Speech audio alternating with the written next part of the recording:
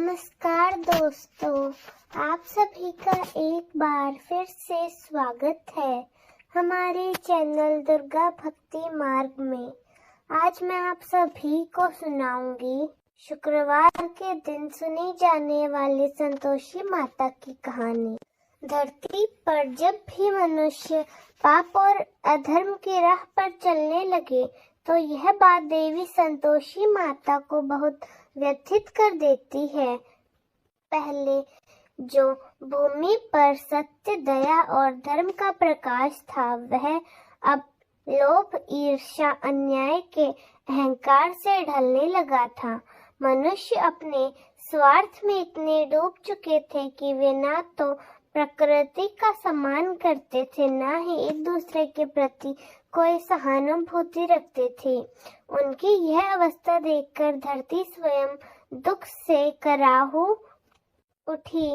पेड़ पौधे मुरझाने लगे, नदियों का जल सूखने लगा और पशु पक्षी उदासी से भर गए।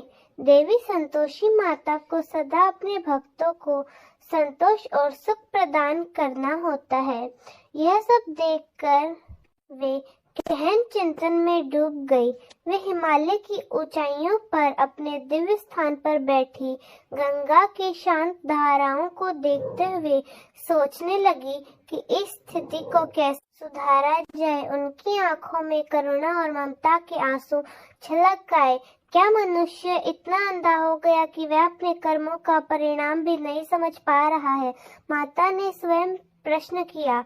उनका हृदय अत्यंत व्यथित हो उठा। देवी संतोषी माता ने अपनी त्रिकालदर्शी दृष्टि से यह देखा कि मनुष्य अपने अहंकार, लोभ और मोह में इतना डूब चुका है कि वह अपने ही विनाश का कारण बन रहा है। मैंने तो सदा उन्हें मार्गदर्शन दिया, मैंने उन्हें संतोष का महत्व समझाया, फिर भी वे क्यों धर्म की ओर आकर्षित हो रहे हैं? माता ने आकाश की ओर देखते हुए कहा। उनके शब्दों में करुणा और विवशता का भाव था। उस समय संतोषी माता ने अपना ध्यान धरती की ओर केंद्रित किया। उन्होंने देखा कि एक गरीब किसान, जिसका नाम रामू था, वह अपने खेत में बैठा रो रहा था। रामू ने अपने जीवन में सदा सच्चाई और मेहनत का मार्ग अपनाया था, परंतु इस भ्रष्ट संसार ने उसी को दुखी कर दिया। उसकी फसल बार बार खराब हो रही थी और गांव के जमींदार उसके साथ अन्याय कर रहे थे। यह कैसा समय आ गया जब सच्चाई और मेहनत का भी कोई मूल्य नहीं रहा। माता ने सोचा। रामू की प्रार्थना माता तक पहुंची। उसने अपनी स्थिति को स्वीकार करते हुए कहा, हे माता संतोषी, मैं जानता हूँ कि यह सब मेरे कर्मों का फल है, किंतु अब मैं कमजोर हो गया हूँ। मुझे शक्ति दीजिए कि मैं इस कठिन समय का सामना कर सकूं। रामू की सादगी और विश्वास ने संतोषी माता के हृदय को छू लिया। माता ने सोचा, यदि इस संसार में रामू जैसे और लोग हैं तो अभी भी आशा बाकी है। मुझे इनके लिए कुछ करना होगा। माता ने अपने दिव्य रूप को धारण किया और धरती पर अवतार लिया। उन्होंने एक साधारण महिला का रूप लिया और रामू के गांव में जा पहुंची। गांव में प्रवेश करते ही उन्होंने देखा कि कैसे वहां के लोग लोभ और अन्याय के कारण एक दूसरे के खिलाफ खड़े हो गए थे। उन्होंने देखा कि कैसे अमीर लोग गरीब लोगों का शोषण कर रहे थे और लोग ईर्ष्या और द्वेष में डूबे हुए थे। माता ने अपनी दिव्य शक्ति से रामू के खेत को हरा भरा कर दिया। उनकी सूखी फसल एकदम से लहरा उठी। यह चमत्कार देखकर गांव वाले आश्चर्यचकित हो गए। उन्होंने रामू से पूछा, यह कैसे हुआ? रामू ने उत्तर दिया, यह संतोषी माता की कृपा है। मैंने उनसे प्रार्थना की थी और उन्होंने मेरी पुकार सुन ली है। माता ने गांव के लोगों को इकट्ठा किया और उन्हें धर्म और सत्य का महत्व समझाया। उन्होंने कहा, संसार में संतोष से बड़ा कोई धन नहीं है। जब तक मनुष्य संतोष का मार्ग नहीं अपनाएगा, तब तक वह सुखी नहीं रह सकता। जो व्यक्ति दूसरों का हक छीनता है, वह कभी भी सच्चा सुख प्राप्त नहीं कर सकता। गांव वालों ने माता की बातों को ध्यान से सुना, उनके हृदय में परिवर्तन होने लगा।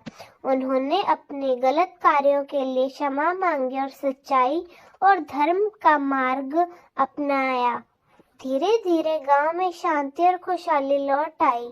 इस घटना से माता को लगा कि उन्हें केवल एक गांव तक सीमित नहीं रहना चाहिए। उन्होंने अपने प्रयास को बढ़ाने का निश्चय किया। वे विभिन्न रूपों में अलग अलग स्थानों पर पहुंचने लगी और लोगों को संतोष का पाठ पढ़ाने लगी। उन्होंने गांव-गांव, घर-घर जाकर लोगों को उनके गलत कार्यों का बोध कराया। उनके शब्दों और चमत्कारों से प्रभावित होकर लोग अपने जीवन में बदलाव लाने लगे। एक बार माता ने एक बड़े नगर का रुख किया। वहां उन्होंने देखा कि नगर के व्यापारी गरीबों का शोषण कर रहे थे और जनता पर भारी कर लगा रहे थे।